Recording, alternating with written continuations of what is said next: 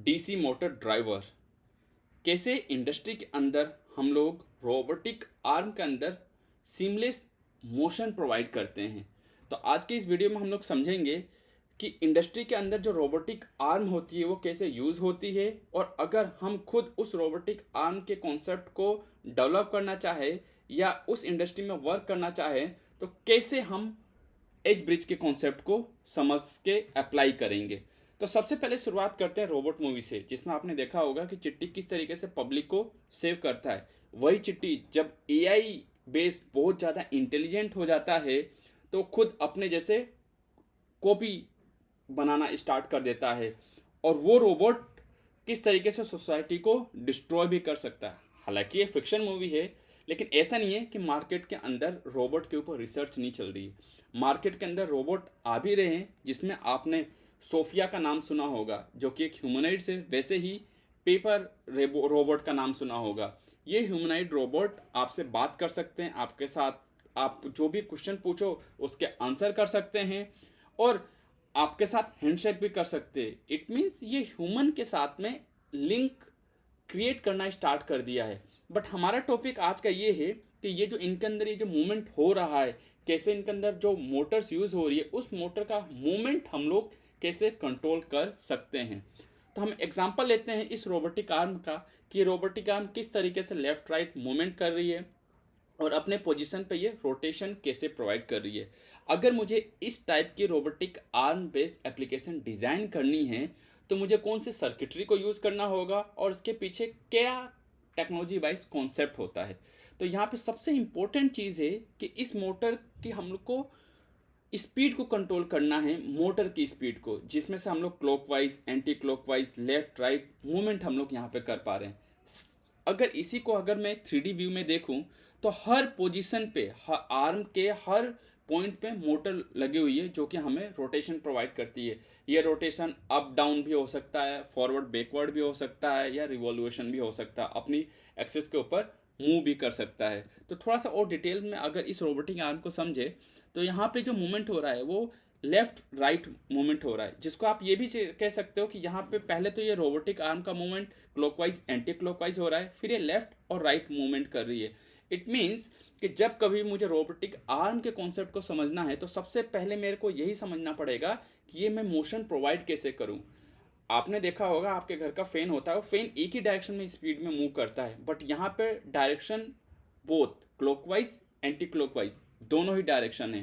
तो इसको हम लोग कैसे कंट्रोल कर सकते हैं, उसके लिए हमको हर पॉइंट पे जहाँ पे भी हमें रोटेशन प्रोवाइड करनी है वहाँ पे हमें रोबोट यूज़ करने पड़ेंगे। ये रोबोट डिफरेंट टाइप के हो सकते हैं, उसी एप्लीकेशन के अकॉर्डिंग इसके अंदर जो मोटर यूज़ होती है वो भी डिफरेंट टाइप की हो सकती है, जिसका हम लोग आने वाले वीडियो में डिस्कस करेंगे और कुछ नामों को भी समझेंगे। तो अब हम शुरुआत करते हैं कि इसके अंदर एक कॉन्सेप्ट होता है एज ब्रिज का। तो ये एज ब्रिज का कॉन्सेप्ट है क्या। तो सबसे पहले जो मैं क्लॉकवाइज और एंटी क्लॉकवाइज मूवमेंट की बात कर रहा हूँ, ये मूवमेंट अचीव कैसे करें। तो सबसे सिंपल वे में हम इसको समझते हैं कि ये जो एज ब्रिज का कॉन्सेप्ट होता है कुछ इस तरीके से होता है।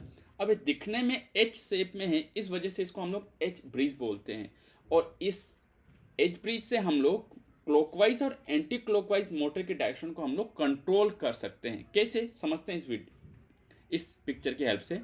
तो वीडीडी का मतलब है यहाँ पे पॉजिटिव सप्लाई, और यहाँ पे ये जो सिंबल देख रहे हो ये ग्राउंड का सिंबल है। तो सबसे पहले क्या करता हूँ, इस एच ब्रिज के अंदर ये जो एम है मोटर को मैं इन दोनों के बीच में कनेक्ट कर देता हूँ।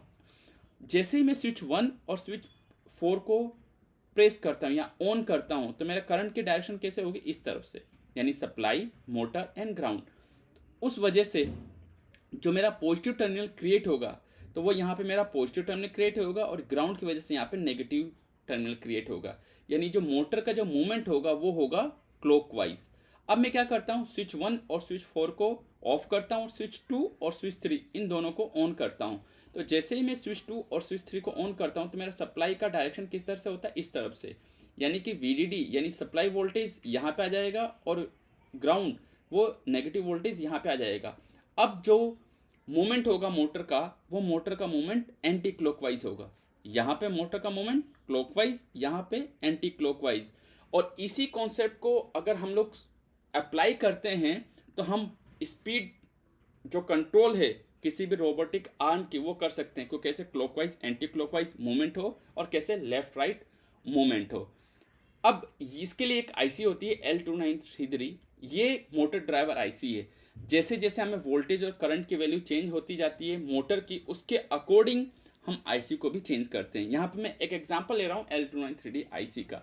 इसके अंदर क्या चीज़ है, ये जो मेरे आउटपुट टर्मिनल है, इस आईसी के अंदर मैं दो मोटर को कंट्रोल कर सकता हूँ, जो कि मैंने पिन नंबर 36 और 11 14 के ऊपर लगा रखा है। तो ये मेरे हो गए दो मोटर। इन दोनों मोटर को, जो कि मैंने बात की थी पिछले सर्किट के अंदर चार इनपुट की स्विच की, तो ये मेरे चार स्विच हो गए। ये जो मेरा स्विच है पिन नंबर 2 और पिन नंबर 7 का, ये एक मोटर को कंट्रोल कर रहा है, और ये जो दूसरा स्विच है पिन नंबर 10 और पिन नंबर 15, ये दूसरे मोटर को कंट्रोल कर रहा है। इन दोनों को ही मुझे इनेबल करने की ज़रूरत पड़ती है, जो कि मैं यहाँ पे +5 वोल्ट सप्लाई से दे रहा हूँ। और अगर मुझे PWM करना है, it means pulse width modulation करना है इसकी स्पीड को कंट्रोल करने के लिए, तो वो मैं यहाँ पे इनेबल पिन से यूज़ करूँगा। अभी फ़िलहाल सारा जो मेरे स्विच है S1 S2 S3 S4, ये सारे स्विच मेरे ऑफ है, इस वजह से मोटर ऑफ है। अगर मैं स्विच के लिए, यानी कि इस स्विच को, इन दोनों को अगर ऑन करता हूँ सप्लाई को, जैसे मैंने यहाँ पे दिया 1 0, तो ये वाला मोटर मेरे एक डायरेक्शन में घूमेगा। वैसे ही मैंने इस सप्लाई वोल्टेज को चेंज करूँगा 0 1, तो ये दूसरे डायरेक्शन में होगा। इस तरीके से जो हमारा एच ब्रिज है वो काम करता है, और L2933 आईसी काम करती है। अगर ध्यान से देखें तो इस आईसी का स्ट्रक्चर कुछ इस तरीके से होता है। यहाँ पे इनेबल पे हमें PWM देने पड़ता है, और ये जो इनपुट है, ये इनपुट हम लोग जो 1 0 सिग्नल दे रहे हैं वो हम लोग आर्डिनो या किसी भी माइक्रो कंट्रोलर से आप लोग दे सकते हैं। और यहाँ पे इस आईसी के अंदर मैं 2 वोल्ट सप्लाई प्रोवाइड कर रहा हूँ, +5 वोल्ट और +12 वोल्ट। +12 वोल्ट इसलिए ताकि मेरे को मोटर जो है मेरी 12 वोल्ट की होती है जनरली, और +5 वोल्ट इसलिए क्योंकि जो कंट्रोलर है मेरा वो 5 वोल्ट हो रहा है। इस वजह से मुझे इनेबल डिसेबल के लिए मुझे +5 वोल्ट देने की ज़रूरत पड़ेगी। हालांकि इसके कंफर्टेबल ऐसे कई आईसी है जिसमें आप लोग इस सप्लाई वोल्टेज को चेंज कर सकते हो आपके रिक्वायरमेंट के अकॉर्डिंग। अगर आपका डीसी मोटर है वो 5 वोल्ट का है, तो आप यहाँ पे 5 वोल्ट भी दे सकते हो। तो इसी एज ब्रिज बेस्ड जो आईसी है मार्केट में, उसमें से L293 जो dual H bridge driver IC जो कि आपने देखा, वैसे ही हेवी करंट के लिए L298 DR V8833 54 54410, और ये कुछ एज ब्रिज आईसी है जो कि आप अपने डिफरेंट एप्लीकेशन का अकॉर्डिंग इनका सिलेक्शन आप कर सकते हैं। अब जो रोबोटिक आर्म होता है उसका यूज़ कहाँ होता है, और उसके अंदर उससे पहले इंपॉर्टेंट समझना ये है कि वो रोबोटिक आर्म के अंदर जो मोटर्स लगी होती है वो कौन कौन सी होती है। तो अभी जो मैंने आपके बात करी वो बात करी डीसी मोटर की। डीसी मोटर एक सिंपल मोटर होती है जिसके अंदर आप लोग सिर्फ मूवमेंट दे सकते हो क्लॉकवाइज एंटी क्लॉकवाइज। वैसी होती है गियर मोटर, जब हमें हैवी टॉर्क की रिक्वायरमेंट पड़ती है तो वहाँ पे हम लोग गियर मोटर यूज़ करते हैं। वैसे ही सर्वो मोटर को यूज़ करते हैं। सर्वो मोटर का यूज़ तब करते हैं जब हमें किसी एंगल पर कंट्रोल करना होता है या हमें फ्रिक्शन या टॉर्क प्रोवाइड करना होता है। वैसे ही स्टेपर मोटर, क्या अगर हमें, आपने देखा होगा प्रिंटर के अंदर कि आपको प्रिंट के पेजेस कैसे करने हैं, कैसे आपको मूवमेंट करना, हर स्टेप पे कैसे होगा, आपकी स्टार्टिंग लाइन कहाँ से स्टार्ट होगी, एंडिंग कहाँ से स्टार्ट होगी, वहाँ पे हमें स्टेपर मोटर की रिक्वायरमेंट पड़ती है। वैसे ही ब्रशलेस मोटर, जब आप लोगों ने ड्रोन का नाम सुना होगा, तो जहाँ पे भी जो ड्रोन हम लोग यूज़ करते हैं उन ड्रोन के अंदर हम लोग ब्रशलेस मोटर का यूज़ करते हैं। उसी तरीके से linear actuator, pneumatic actuator, hydraulic actuator, piezo electric Motors use होती है डिफरेंट रोबोटिक आर्म के अंदर, जो कि डिपेंड करता है उसकी एप्लीकेशन क्या है।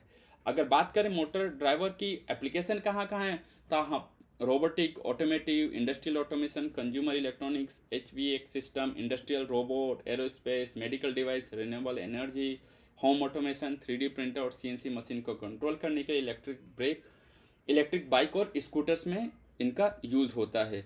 तो जब कभी भी आप इस इंडस्ट्री में वर्क करना चाहते हो या इस इंडस्ट्री से रिलेटेड अगर आपको रोबोटिक आर्म को कंट्रोल करना है, तो आपके पास ये जानकारी होनी चाहिए कि एज ब्रिज काम कैसे करता है, और आप जो भी रोबोट डिजाइन करने जा रहे हो उसमें कौन से मोटर की रिक्वायरमेंट होगी, आपके डिपेंड करता है एप्लीकेशन के ऊपर।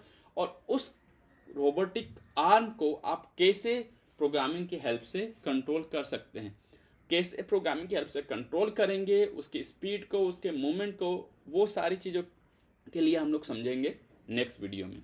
अभी के लिए बाय बाय, थैंक यू।